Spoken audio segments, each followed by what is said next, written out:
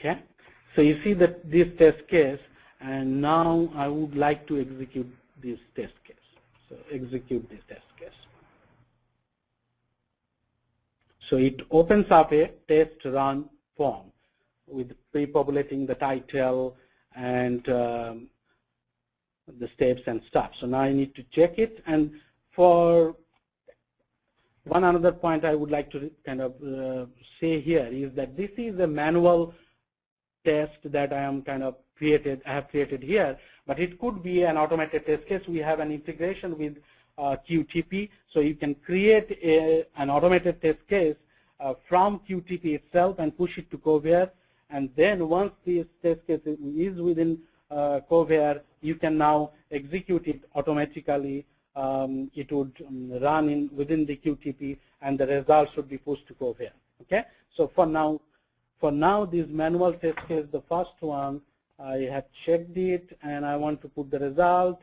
Let's say this is passed, and let's say the actual result is actual result 1 done. And the next one I would like to kind of put it as failed, and so did not pass. So this is the actual result. So I have kind of executed the test case manually and checked it, and I have put the result. Now I want to kind of save it. Yeah. So this test case is now executed, and we have configured it such a way that if a test case fails, then it should automatically log a defect. So we will see that whether that defect is automatically created by logging in as a kind of quality manager. But before that, let me explain some of the features here. So you can see that the test sets here. So test sets is an entity where you can group number of test cases and kind of execute it as a whole. So that also you can do. So like say here, you will see this particular test set is containing 2 test cases. So one of them is failed, another is passed. So you can see all these information here. Okay, and also the test runs. Whenever you execute a test case, it creates the test run, and you can see the execution status for those test runs and the test run coverage. So maybe 2 steps were there, 1 failed, 1 passed, and those kind of things. Okay. Now let's log on as the QA manager and see whether we can see that defect that has been automatically generated.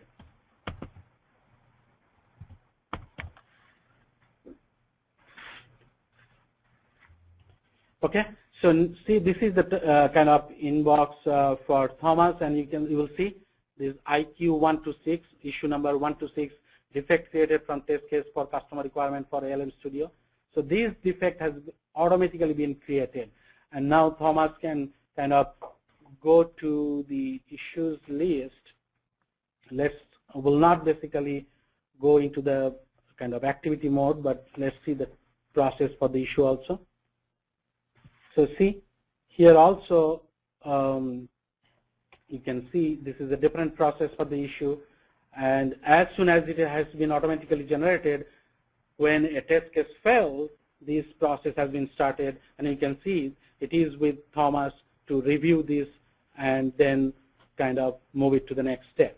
Okay, so this is the kind of the workflow part of Kovair product, ALM Studio product, and as you can see from requirement, we have created the functional requirements and linked to it. We have created the test case, and the test case has started its life cycle, new process, and when we executed the test case, the defect is created, and defect has started its own life cycle process, and creating these activities and assigning it to people to do their own part of the job.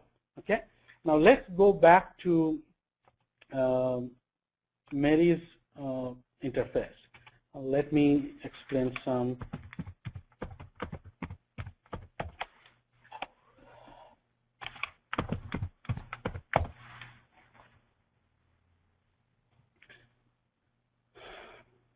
So let's go to the requirements list. Okay, and let's log in to these, get to the detail of this customer requirement. So now, as a manager, as all these activities are getting done by the developer and tester and the quality manager in the background doing the preparing the test cases, executing the test cases, how do I see it as a manager here from the standpoint of the requirement? Let's see those. Okay. So now you see this is the requirement form, and if I go here and expand the linked requirements, I should be able to see all those functional requirements that were kind of linked. Okay, so you see that. Now also, how do I see the test cases? Okay, linked test cases. So if I expand these, I can see the test case. The two test cases were associated with this particular requirement by tester, and I see one was run, failed, and the test coverage is kind of failed 100%. Okay. So if I run it one more time and if it passed, then the test coverage would be 50-50. So those kind of things. And another test case is there which is not yet run. Okay. So, and also another thing I would like to show you is the relation diagram, which is a kind of a network diagram as Kai was mentioning. And so just a second, let me make it a little bigger. Okay, so you see this is the project item. This is the requirement item that has been kind of submitted from the portal side. Okay, and then we have kind of linked this the functional requirements, and these requirements are coming from the Word. And then you see these are two of the test cases, number 419 and number 424. And if I now double click on these, it shows that this test case has one test run done and it is associated with 2 steps. So I can see the whole traceability between the requirement, the test case, the test run, and see if I now expand the test run, I see the defect also. So I can see the whole traceability between the requirements, test cases, and defects, and this gives me a way to assess if I need to do a change on this particular requirement, what would be the impact on of that change. That we can assess it from here. Okay, so this is one kind of presentation for the traceability. There is another way we can see for the traceability items. So let's say this is the requirement, as you can see, and if I now expand it, you get to see all the requirements that are related to here, and then all the test cases that are related to here. And if I now expand the test case, this shows the test run that is associated with that particular test case. And now if I now expand that test run, I get to see the issue.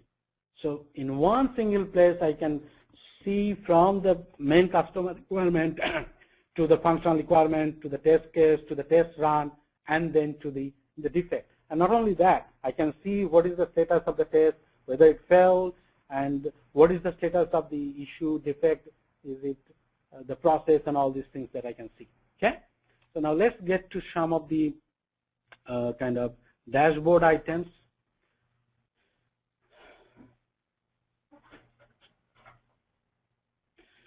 So as you can see that as a manager, I can see the different kind of reports, requirement stability. So how volatile the requirements are, how is it getting changed over the time. So this is that particular requirement. How is the test status for the requirements? So these are the test status. Within the high priority requirement, 10 are kind of failed, 4 are not run. So those are the different kind of things. I can find out how many, whether the requirements are code covered already, and whether it is test covered, whether test